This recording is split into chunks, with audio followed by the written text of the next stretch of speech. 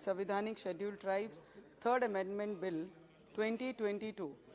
Sir, हम जो bill ला रहे हैं और ये थर्ड अमेंडमेंट कर रहे हैं कि दूसरी जातियों की जो मांग बहुत सालों से है, जो यही एसटी में थे, उनको फिर से अपने एसटी इसमें लाकर उनको न्याय देने का काम हमारी ये मंत्रिमंडल कर रहा है। उसके लिए मंत्री जी का दिल से बहुत बहुत धन्यवाद करूंगी।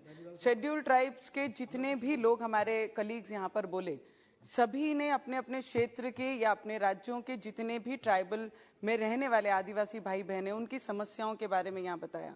सर, हम भी जहाँ से आते हैं, मेरे क्षेत्र में एक विधानसभा पूरी शेड्यूल ट्राइब आदिवासी भाई बहन रहते हैं, जिनकी पिछले कई वर्षों से बहुत सारी समस्याएं हैं। सर, मनरेगा का भी यहाँ पे उल्लेख किया गया कि मनरेगा में क्या काम हुआ है, उनके हाथ बांध दिए गए, उनको कमजोर बनाया गया है। सर, सबसे ज्यादा मनरेगा में अगर कहीं पूरे विदर्भ में अगर कहीं काम हुआ है तो वो मेरे शेड्यूल ट्राइब एरिया में। सर, एक महीने में मैक्सिमम शेड्यूल ट्राइब में रहने वाले लोग वहां पे काम करते हैं और 100 डेज ये मिनिमम दिया गया है। पर मैं रिक्वेस्ट करूंगी मंत्रिमंडल से भी और सरकार से भी कि मिनिमम ऑफ 200-250 डेज उन्हें साल में काम देना चाहिए।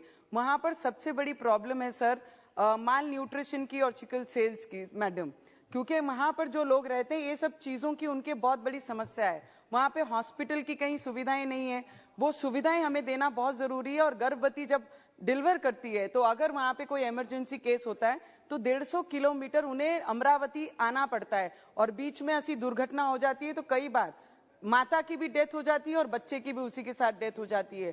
तो ऐसी जगहों पे उन्हें हॉस्पिटल की फैसिलिटी देना बहुत जरूरी है।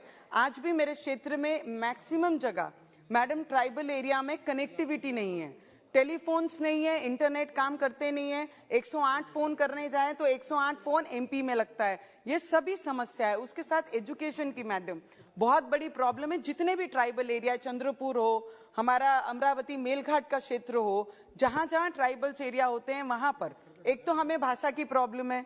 हमारे ट्राइबल क्षेत्रों में जब हमारे टीचर्स वहां पर आते हैं तो वो नॉन आदिवासी होते हैं मैक्सिमम और उन्हें हमारी भाषा नहीं आती है। हमारे बच्चों को उनकी भाषा समझती नहीं है, उनको हमारी भाषा समझती नहीं है। और हमारे बच्चों को अगर जॉब अपॉर्चुनिटीज देनी है तो 150 किलोमीटर प्लेन पट्टे से हमारे वहां पर आदिवासी क्षेत्र में आने तक के लिए उन्हें बहुत कष्ट करना पड़ता है, जो टीचर्स वहां पे पढ़ाने आती हैं। हमारे बच्चों ने बीए डीएड किए हुए हैं आदिवासी के, तो उनको ही अगर अपॉर्चुनिटी उस क्षेत्र में दिया जाए तो वहां के बच्चों को ना लैंग्वेज प्रॉब्लम होगी, ना एजुकेशन प्रॉब्लम होगी, अच्छी पढ़ा सकते हैं। और उन्हें जो राइट देने का काम हमारे पंतप्रधान प्राइम मिनिस्टर जी कर रहे हैं, वो राइट्स देने का काम हम लोग कर सकते हैं। छोटे छोटे इशू हैं, कास्ट सर्टिफिकेट का इशू है sir 2 minutes it's I know हम समर्थन करने के लिए खड़े हैं, पर आदिवासियों की प्रॉब्लम है। अगर समाज को आदिवासी ट्राइबल में लाके उन्हें न्याय देने का काम कर रहे हैं तो उनको जो सुविधाओं से वंचित है उन्हें यहाँ पर रखना हमारा कर्तव्य है। तो मुझे लगता है कास्ट सर्टिफिकेट का जो इशू होता है,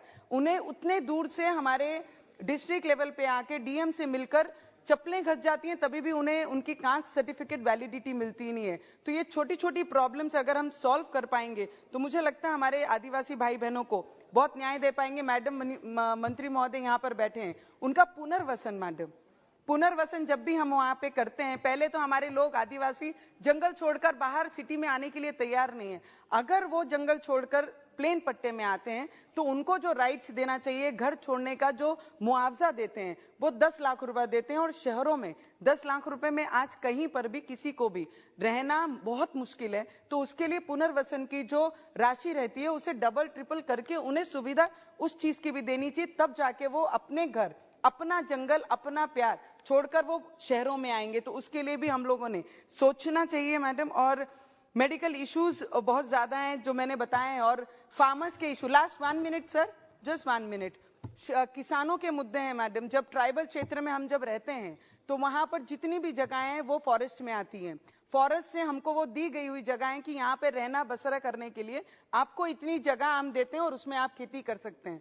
पर वो खेतियों का फॉरेस्ट को लगा है करके वाइल्ड एनिमल्स का इतना बड़ा प्रभाव रहता है कि काम करने के बाद वहां पे बुआई करने के बाद हमें वो चीज हाथ में लगती नहीं, क्योंकि वाइल्ड एनिमल्स पूरे जानवर खा लेते हैं। तो मुझे लगता है ये सब चीजों का भी निपटारा करना चाहिए। पर मंत्रिमंडल जब भी ट्राइबल को लेकर यहाँ पे जो भी बिल लाते हैं, हम उसके साथ में हमेशा खड़े हैं, क्योंकि ट्राइबल आदिवासी लोगों को, क्षेत्र में रहने वाले लोगों को न्याय मिलना ही चाहिए। क्योंकि